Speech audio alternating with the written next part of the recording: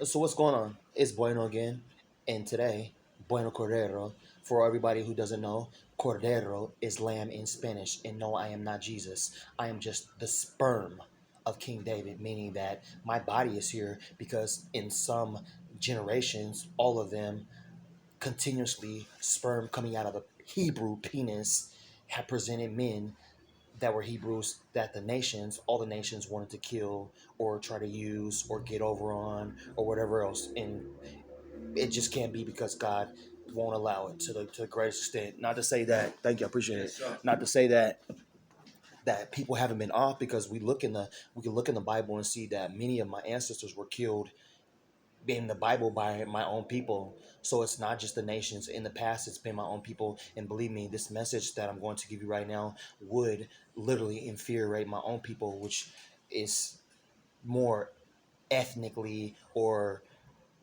related to my DNA than it is to people who are relatable with being my people in heart, in spirit, and truth.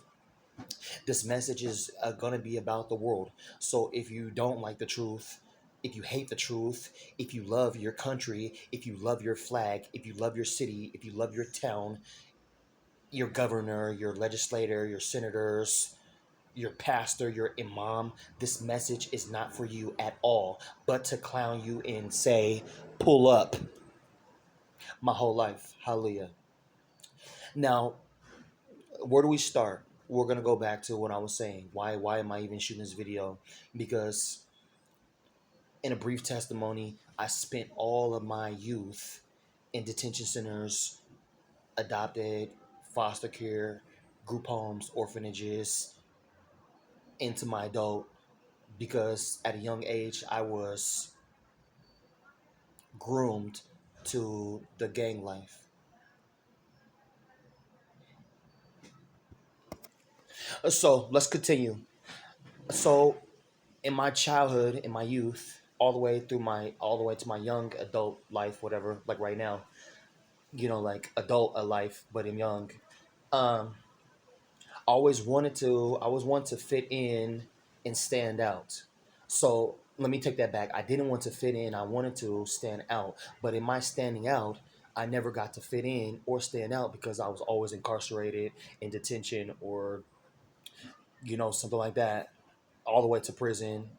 I've been in federal prison, immigration, and state prison, always super max unless I made it to camp and then I get kicked out. But generally, this happened because in my youth, I was so driven to emulate the surrounding around me, which was highly comprised of people drinking, smoking, doing crime, and speaking in Ebonics, Spanish, Latino, whatever, Afro Latino people, whatever, African Americans, Asian people, Asian American, whatever, however you want to break it down, but generally, societally, minorities, because this is the way that the world is scripted. And when I say scripted, I mean a script. The script is that money, the script, was made to enhance businesses, to enhance academic purpose, but at the highest level. And I mean governmentally.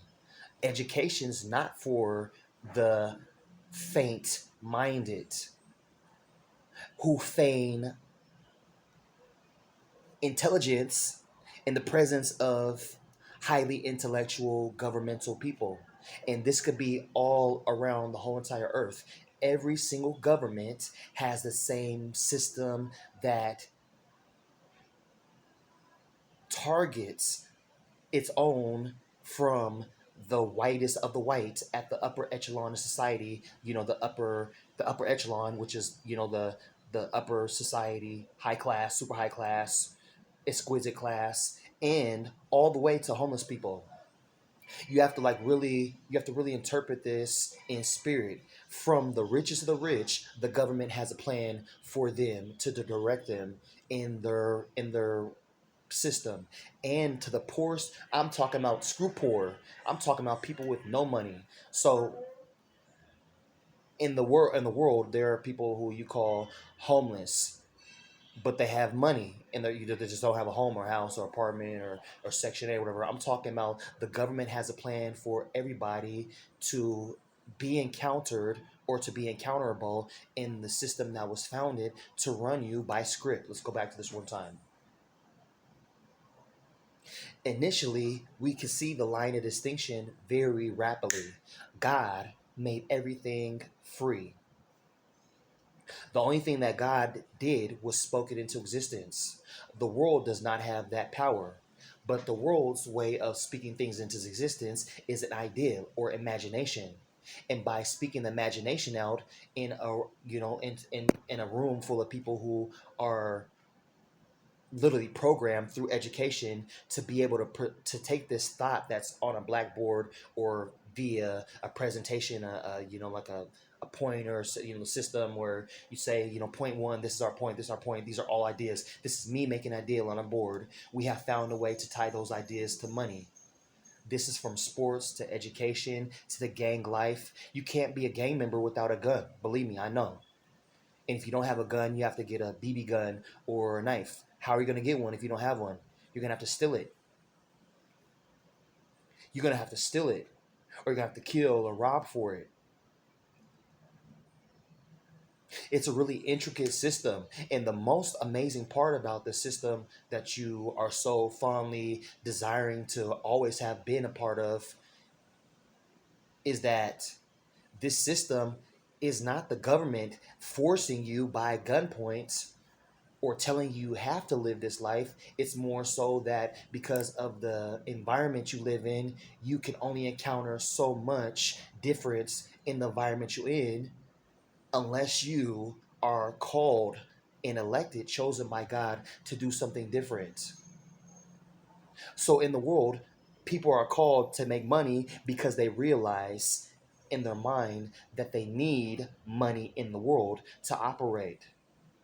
For the people of God, my people, the Hebrews, and for the adopted or the people who will one day walk together on the earth in spirit and truth, this is the way that it's always been, and this is the way that it's not always going to be. But now I'm giving you something that nobody has ever given you.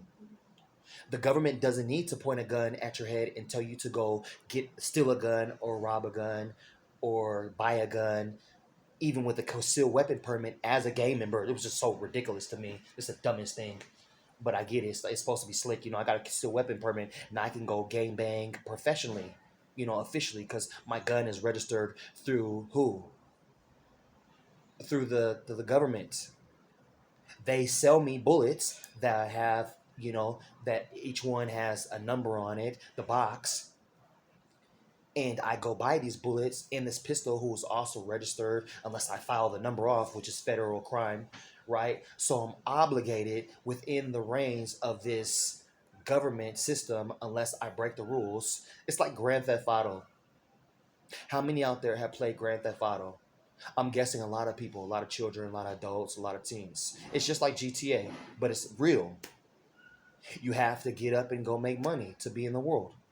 You can do it legally, you can do it semi-legally, or you can do it legally, semi-legally, or you can do it completely illegally, or whatever, like the motion chart, but the funny thing is that it's not a necessity that you do it, but the government has made it to be a necessity for people who are idealistic in their pride, which is to say that because you have a brand new pair of Jordans on, and I like those Jordans because it's a really nice, presentable shoe, that I have to get the same Jordan shoe as you have on. But the only way I can get it if I don't have a job is, one, to go get a job, which I need to have work experience or learn from somebody who's going to teach me. And then I need to be able to deal with my taxes and get this return money so I can invest it back into what? The world. It's a perpetual system of the government gives, you use, and you owe the government because this is what a nation is. God's purpose was not for any nation to exist connected to money, crime, death, etc. In this generation, what's amazing is that you have the funeral service as a business. You have the criminal justice system as a business. When realistically, the penitent penitentiary was created by the Roman Catholic before there was actual Catholicism. This is the first thing that I can put it to. We can probably go further back, but when you talk about the penitentiary and you look at what penitent means, then you can discover really easily that the legal system, which is corrections, DOC, Department of Corrections, the FBI, federal agency, their the holding cells or whatever, USPs, these were created to be businesses. They weren't created to make you penitent or encourage you to be penitent. They were created so you would be in a prolonged system, in a manner of recidivism, just by the idea of, I need to be smarter and slicker in my next crime. I need a bigger gun. I need faster gun. I need a faster car to get away with. I need and this is not just for actual street crime. This could be cyber crime too. And it's all been propagated by all the governments. There's from America to what the go Google the poorest country. It doesn't matter. What I've discovered in the last couple months since I got out of the hospital is it's really interesting is that in one country a rich person can drive a Ferrari. In another country a rich person can drive a Datsun from 1989 with some gold 17s on it. And that person is a target for all the other people around them to look up to them because they're the person with the richest car or the richest things in their society. Listen to this again. And this all is relatable to script. And when I say script, I mean money. So, and script is like a double entendre, script, flip the script, which is to turn the page. And then you have Bobby Valentino saying, don't turn the page. We can just stay right here and do this. But in the world, you can't just stay on the same page because if you don't move along, you're left behind by the way that the world provokes ideas to be on the TV, on the radio, on the internet, on the whatever screen, and you have to follow suit or you stand out, which is the purpose of God. But now you're starting to realize how much standing out is dangerous or beneficial. I'm going to tell you something which is amazing. Short testimony. So, outside of my life of really gang banging and really running a gang in state prison and immigration, one of the amazing things I learned is that all those people that I was supposedly gang banging with were actually gang banging against me because it was a competition to a large extent. The older I got, the more comfortable I started feeling around people in my gang and wanting to be around them all the time. But then there was a point where I want to say that it was like 2005 or 6. It's like 2005 or 2006. And I was at a party. It was all, my gang was all fivefold, real Pyru's Bloods. And what I realized at this party was that all my homies had the nicest clothes on in the city. That's at the mall at the time, and they all had the cars that you were looking for. My older homies had, they had Maseratis and other nice BMWs and SUVs, nice SUVs. I had like a Lexus, 330. But the funny thing was that in this party, we all had guns, and one of my partners, or one of my old buddies, I'll just call him Damu, and his little homie Trey Stack. We just gonna it doesn't matter. Trey Stack. He was like at the party and he had a pistol out he had a pistol in his pants, but it was hanging out at the party. And I thought to myself, there's nobody else in here except some girls or women, whatever, at the time, and everybody else in the party was they're all Bloods, Pyrus, Five Folds, and Peace Stones, and we're kicking it. So it's a nice party. There's lots of dro, there's drink, sex is in the air, the music is popping. We're probably listening to Mac Dre, and I realized that the reason why he had his pistol out because it was competition. He wanted to make a point. He wanted to appear to be dominant, but it's no different than any other aspect of life. I'm just gonna, I'm just freestyle right now. So let's just break it down really nice for you. In the world, let me take the police. Usually, police carry anything between, well, in the past, from the 90s, 80s, 90s, it was revolvers, right? And now all the police are usually carrying like Glock 19s or whatever they want to carry. It looks like Canik is a new Canik is a new pistol that's being taking over Glock's place. But the difference between a police carrying a 40, S&W or a 9 millimeter, and a armored truck driver carrying whatever. Little testimony. When I was 19 or about that age, societally, I don't know how old I really am because all my information is made up by the government, but we'll just say the 19. So when I was 19, I went after two armored trucks by myself, and I realized in the script, now I'm talking about like the actual role play, that the police don't carry as big a gun, or potentially don't carry as big a gun, a firearm like a pistol, as the armored truck driver. I was looking at the armored truck driver's firearm in the holster, and it looked immensely bigger than what I was carrying at the time. I think I had like a little 38. And I was thinking to myself, why? And after all these years, I understand, because the police are targets, but the armored truck is more targetable. Why? Because they have more script that you need. It's no different than a bank. The bank has more money than a store. So what is going to be the biggest target? A store, like a little corner store, 7-Eleven, a Safeway, a PCC, like a little Texaco. On my island, they have what's up? I'm trying to think of a gas station here. But anyways, these little tiny stores, mom and pop, whatever. Who in the right mind is going to say, hey, I'd rather target the small business than the big business? But to go target the big business, there's more people there. In this generation, especially for you dummies in the street that call yourself street people or whatever, gang, whatever gang, you need to be aware of this.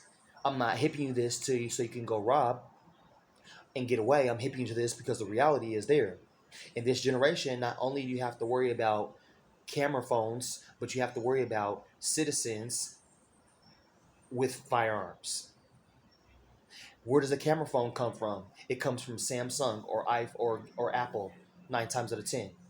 9 times out of 10, outside of Asia and Europe, specifically China, because they have their own grade of phones that are really high class. Now, where does a firearm come from? Who makes it? Well, they got companies that make firearms all over.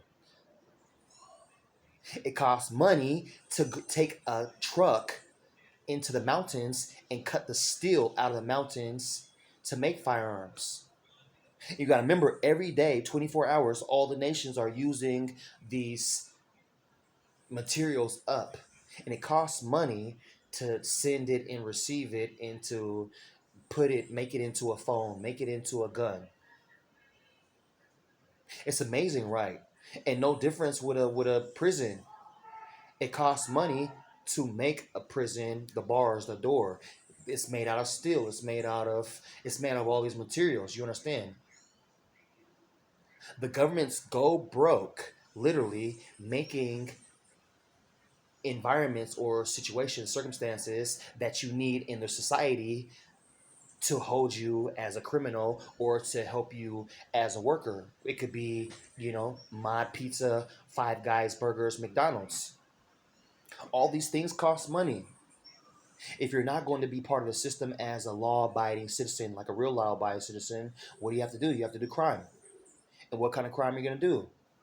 Again, you're going to do the biggest crime you can do, if you're smart. But you could be dumb too, because like I said, you can go do a big crime and go hit something big. But the bigger it is,